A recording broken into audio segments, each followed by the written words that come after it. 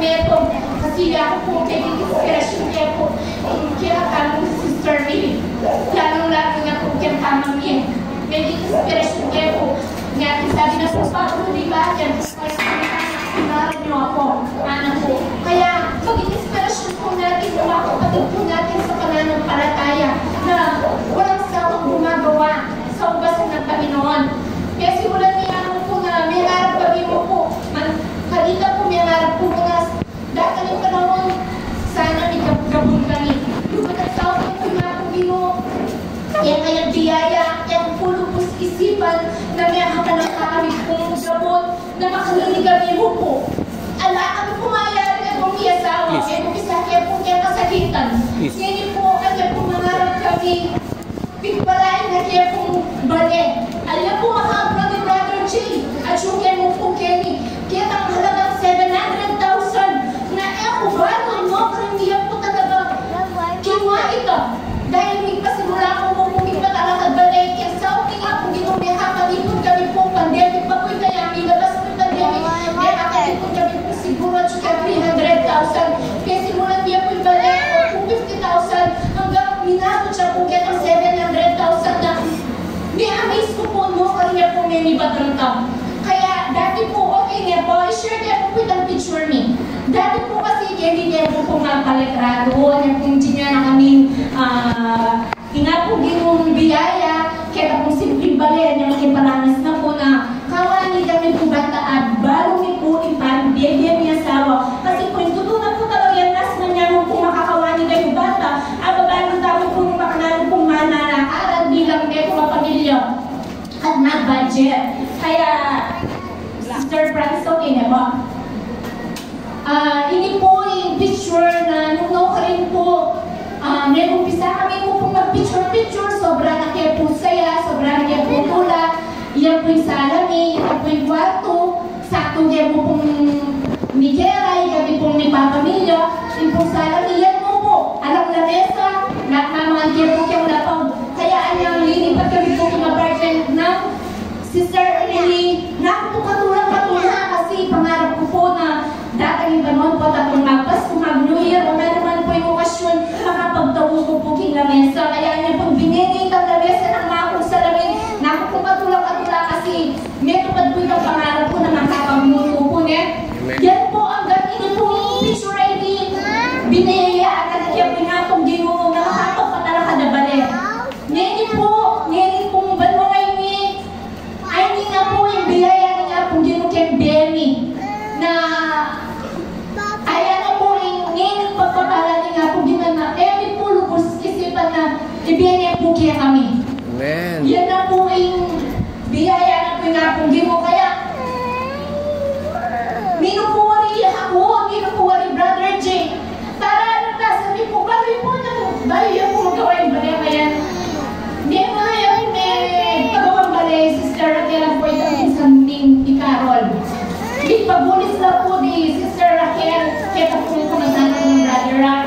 Yung pong pinsan ni Carol, hindi pabulis na po kaya kamag-anak na na architect o kaya po paano na. Sabi ko, Lord, alam na ako kung pagpabulis, pero mahal ko, mas sigit kang architect yung baby. Kaya surrender ko lang po ang Lord, hindi ka maging architect, hindi ka maging engineer, kaya hindi ka kaming balay, ulit halako po. Hanggang yung design po ngayon, may biyaya po, may gawa po, sige po. Hanggang Lord, muna mo akong desisyon, at ay talaga ng gagawan po. Nung magpumbiglaan, nung magpunakasargan po, kaya kakuhan po panibala. Kaya talaga na po, Lord, balo po, ikan great architect, ikan great engineer, ikan great designer po. Kaya, lugot at sawang nga po gino, happy po yung kalalabasan ng bilaya ng ginugyan. Balo yung po na po yung sikreto tamo. Bakit? Ano po gagawa niya yan? Ano pinagdato na kanawa niya po gino? Ito po, first John, naiga na ng bagay, mawala. Kaya pa po na, hindi ko po pata, hindi na ng katanasa ni Lord, bago ko po, mawala, laksan ni. Tingnan niya lang po kung niyatong kaya kayo. Kaya mo po paboret na mayumaray kami kaya kayo. At lagi mo kaya kung di ng lakas, apananampalataya. Kaya mo po paboret na mabulag kami, kaya makanya na bagay. Pero napasalamat ko pa po rin po, kaya katapatan mo. Kaya mga kapatid,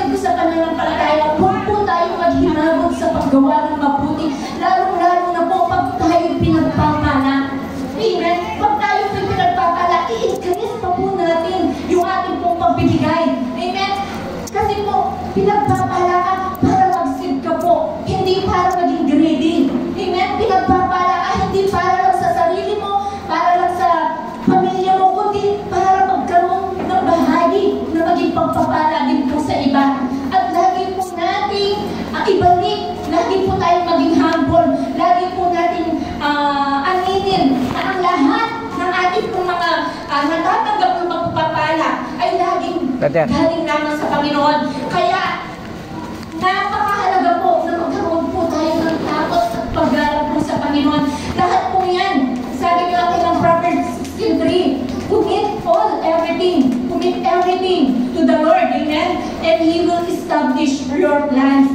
Kaya, mga kapatid mo sa pananampalataya, unahin po natin ang ating Panginoon. Napakahalaga po yung Matthew 6:33. Simula po na itinanim ko yan sa aking pong puso na kahit po schedule paglaban niya ka po na yung hapong Ginoo. Praise God! Bibigyan niya po yung pabor at nakasimbahan po. Bago po lumabis December ay January ngayon. Maalis ko lang sa schedule ko 2 weeks ako po makapag-church. Pero ngayon kayo pong biyaya ng hapong Ginoo. Amen? Kikirusan ko po rin kaya niya kung nababra. Bata po change schedule ko at ang kaya po yung coping. Sabi na po yung kayabi ako. Sabi na po, Miss Bertie EJ, makanyan. Pero lagi mo sasabihan, ingat kung Ginoo tapat siya. Ingat kung Ginoo kumayap siya. Anya, araranasan nini. Kaya kami po, mayaman niya po. Mayaman niya aming bali. Ala kami po tipo ng Jackson Kugyang bangko. Pero salamat kapulihan kaya na kung Ginoo. Pagkalinihan mo po yung baby, gagamitan na kami upang maging pagpapala mo rin po kaya naluwa. Kaya nawa, nung lalo po yung naranasan ko, patuloy tayo kung magsumikap at patuloy tayo po nawa na mas lalong kumalaw. Nung lalo po yung pagpapala na ating po nga receive, ay tayo po nga kayo. Muna, kaya nga po di mo pangagawa ka rin kapwa tao nga nang palataya at kaya ang nangailangan mo rin na tao nung lalo po yung kakailangan mo.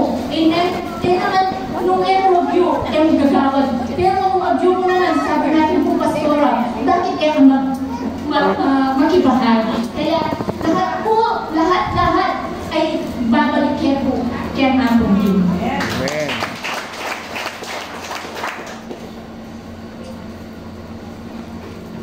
Puri ng Diyos, amen, huli ang Panginoon. Ang Diyos sa lahat ng bagay, walang mahirap. Walang imposible sa Diyos. Pag nangarap ka sa Panginoon ng lahat ninyo, hindi po tayo bibigyan ng Diyos. Amen? Alam mo niyo si Brother Jay, napaka-bulit ng tao yan. Kung akala ko, pag nagabungan ka, minsan nagbabago.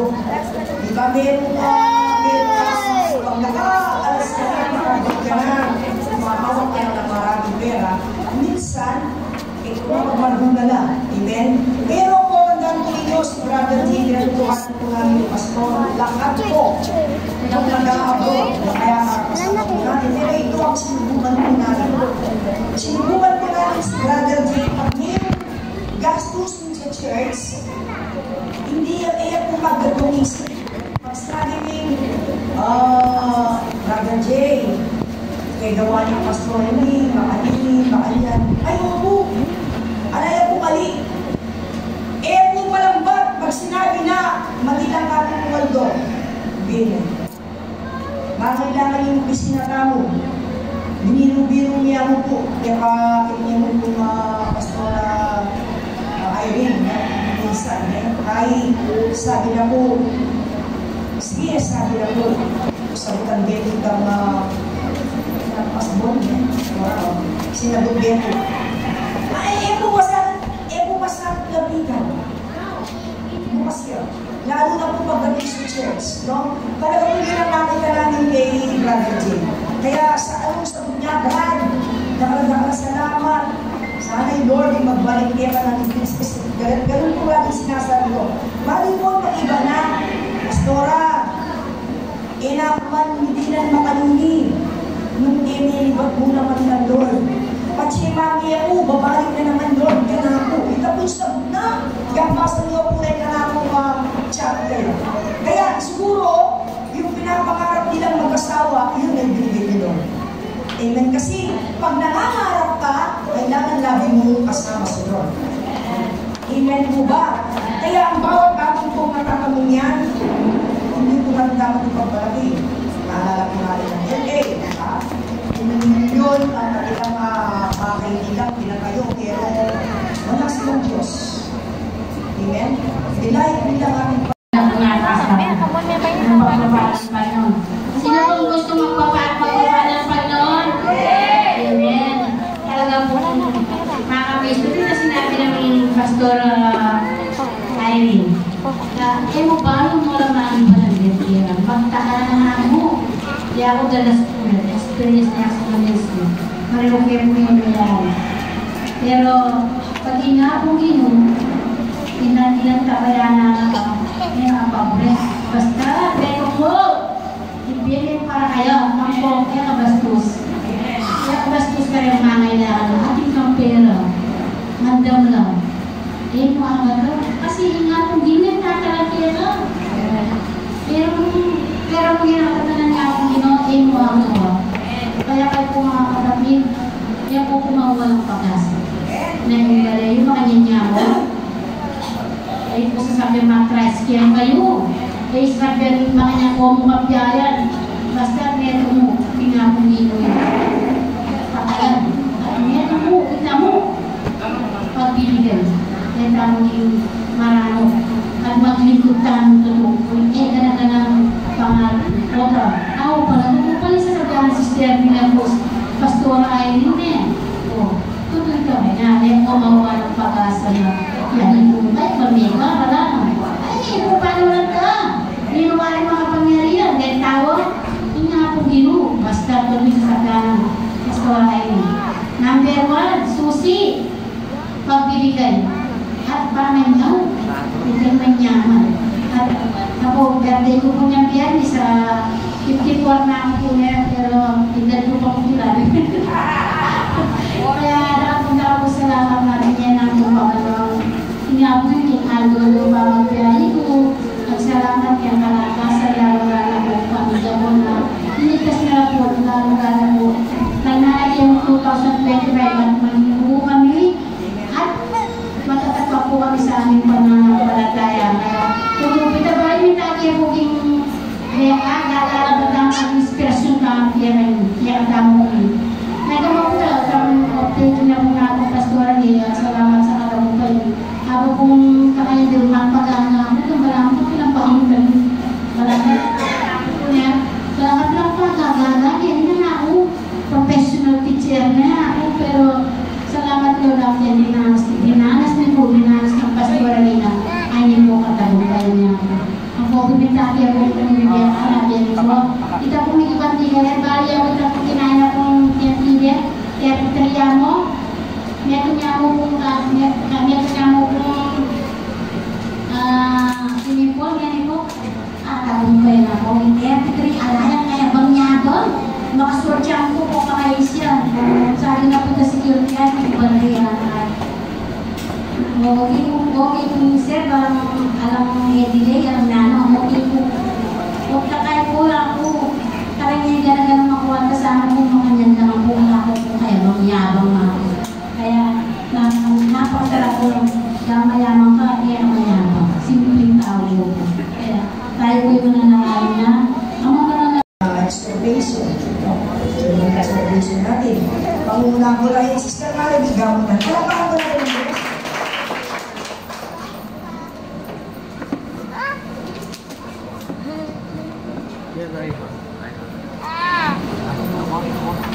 Dumako na po tayo sa susunod na gawain. So, very connected na naman po kay Sister Irene at saka sa pagpapatutuo ni Sister Millie at Sister Irene. So, ang topic po natin ngayon ang pagpapala sa pagiging masunurin. So, kita naman po natin, binanggit niya po ni Sister Irene, ni Sister Millie yung pagpapala nila sa pagiging masunurin. So, makibukas po tayo sa Deuteronomio 28:2-3.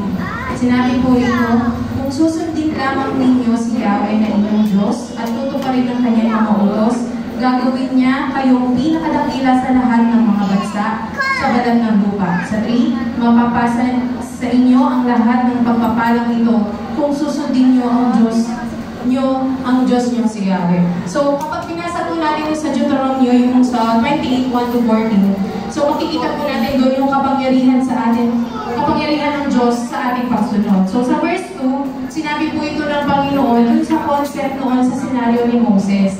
So, kailangan yung sumunod po si Moses, yung naging instrumento po nun si Moses para sumunod yung mga tao. So, kapag tayo po ay tapat at sumusunod sa utos ng Diyos, ay itataas daw po tayo ng Diyos. So, itataas na tayo ng Diyos sa lahat ng aspeto natin sa pamumuhay.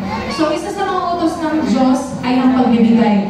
Kung tayo daw po ay patuloy na sumusunod sa kanyang mga utos sa pagbibigay ng ating mga tithes, sa ating mga offerings, ang Diyos mismo ang magtataas sa atin. Pagpapalain tayo at ililigtas ka ng Panginoon. So, kapag inuuna natin ang Panginoon, ililigtas ka niya sa kahirapan. So, kung inuuna natin ang Panginoon, iaalis ka niya sa kapahamakan.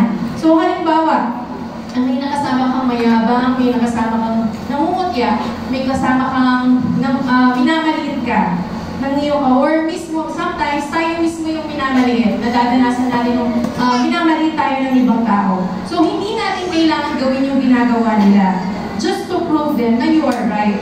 As Christians, we should have a better understanding. Kailangan mas malawak ang pag-unawa natin. Kasi nga, ang Diyos, kahit hindi mo itaas ang sarili mo, itataas tayo ng Diyos. God sees our situation, patuloy itinataas ng Diyos, sabi nga ng kasabihan, patuloy itinataas ng Diyos ang magpakumbaba kaysa sa mga mayayabang. If we truly follow ang mga utos ng Diyos, hindi lamang sa aspeto ng pagbibigay, kundi sa lahat ng aspeto natin sa ating pamumuhay. Sinabi ng Panginoon sa Isaiah 43:2, kapag dumaan ka sa malalim na tubig, sasamahan kita, tumawid ka man sa malalim na ilog, hindi ka malulunod, dumaan ka man sa apoy, hindi ka masusunog, hindi ka matutubok. So sa patuloy natin pagsunod, surely we will have God's protection. So si Sister Raquel, binalot na yan ang protection ng Panginoon. Yung mga kapatid natin, yung si Brother Jay, yung mga nasa abroad, si Brother Joel, balot na sila ng God's protection. So, sa reality, yung nangyari recently na California wildfire, diba? Makikita natin yung post doon na minak niya ang Panginoon.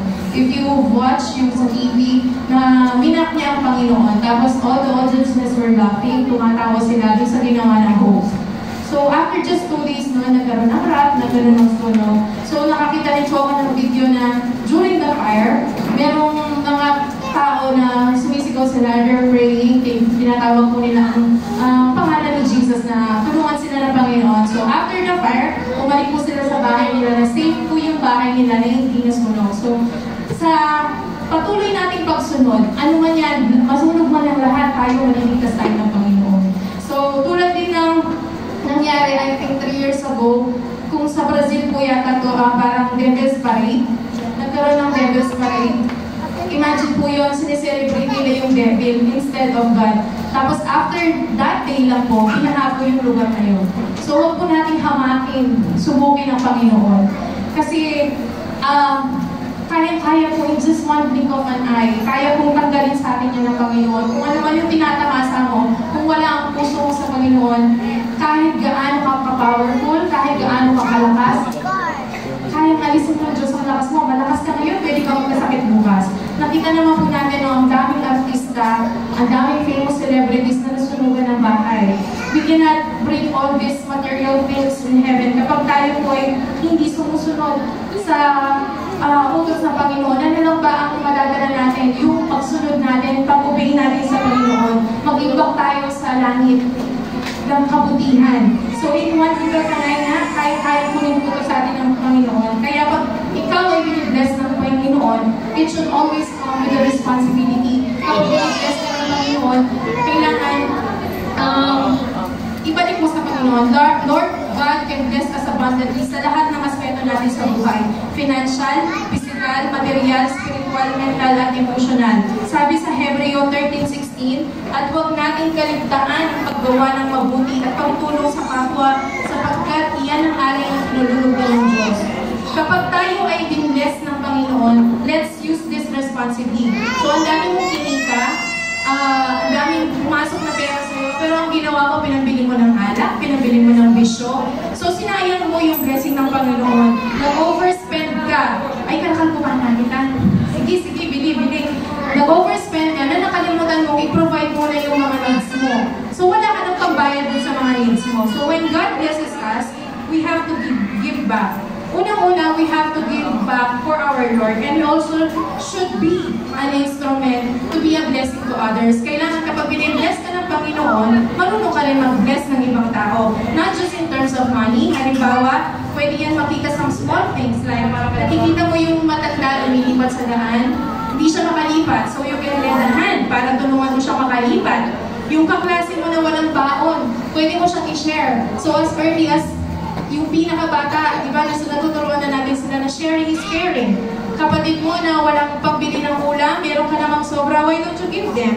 Yung pagkikipag-cooperate natin sa church, tulad na paparating na anniversary natin, just simple gesture of cooperating.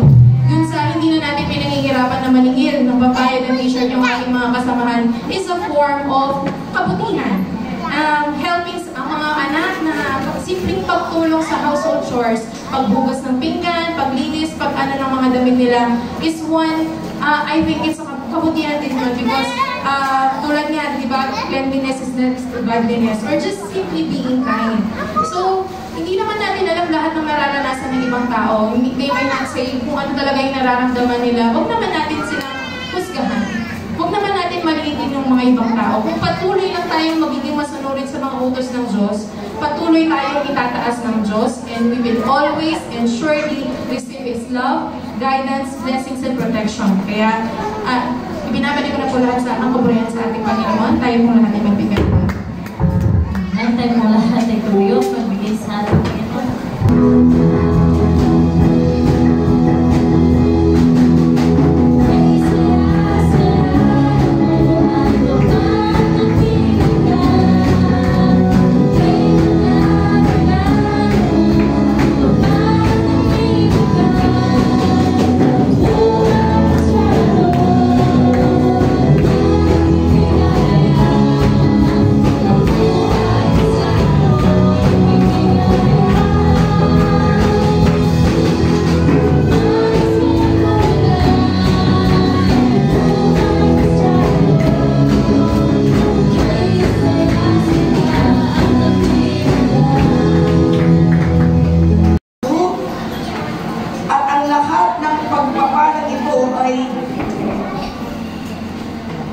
darating sa iyo, aabot sa iyo kung iyong bibigyan ang tinig ng Panginoon mong Diyos. Kaya ang pagsunod, talaga pong number 1 yan. No? Pagsunod ka sa kalooban ng ating Panginoon, pagpapala ng Diyos ay ito mawawala sa atin. Bago po tayo dadapos sa pananangin na mamuna po tayo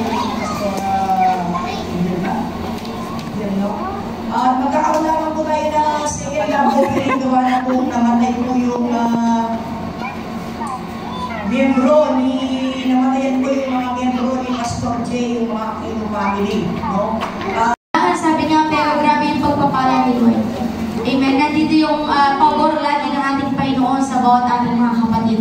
Kaya sa oras po ito, dadako po tayo sa ating pag-aaralan, sa ating topic ngayon. Ang sabi nga po, extended favor. Ayan. Napakabuti ng Lord dahil mula sa testimony hanggang sa exhort, isang spirito lamang ang binibigay ng ating Panginoon. Kung paano dinadanas ni Pastor Irene, Sister Millie, at nung yung sinabi ni Sister Manad ka kanyang binigay, ito yung mga pabor ng ating Panginoon. Lahat pinaburan ng Panginoon, lahat ng mula kay Pastor Irene, ang lahat ng sabi niya sa exhortation, kapag may takot ka sa Diyos, kapag sumusunod ka sa Panginoon, kapag tapat kang nagbibigay sa Panginoon, ang pabor ng Diyos ay mag-i-extend na mag-i-extend yan. Laging palagi ng palagi yung pabor ng ating Panginoon. Kaya sabi niya po, extended favor. Amen? Sabi niya, ayan, sa buhay natin, meron tayong mga plan A at plan B, option A, option B, at option C. Amen? Sa bawat buhay natin, lagi tayong may option.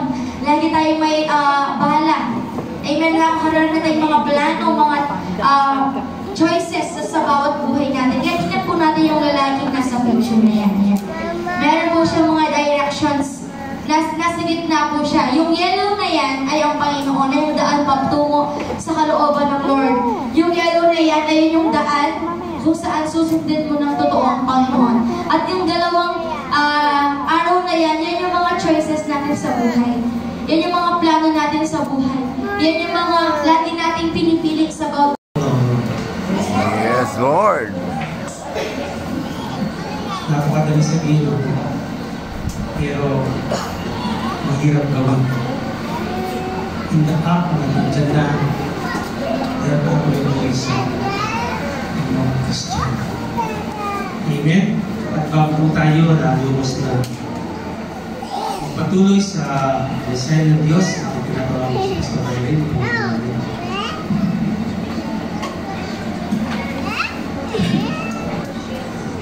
Patuloy po natin, bigyan galang ang ating Panginoon. Aming Ama, patuloy mo pong buksan, Panginoon, at idaloy muli, Ama, ang iyong masaganang biyaya sa pamamagitan ng iyong salita na patuloy po namin tatanggapin, Panginoon, simula po, Ama, sa lahat ng nagpahayag hanggang sa katapos-tapusan sa aming pong lingkod, Panginoon.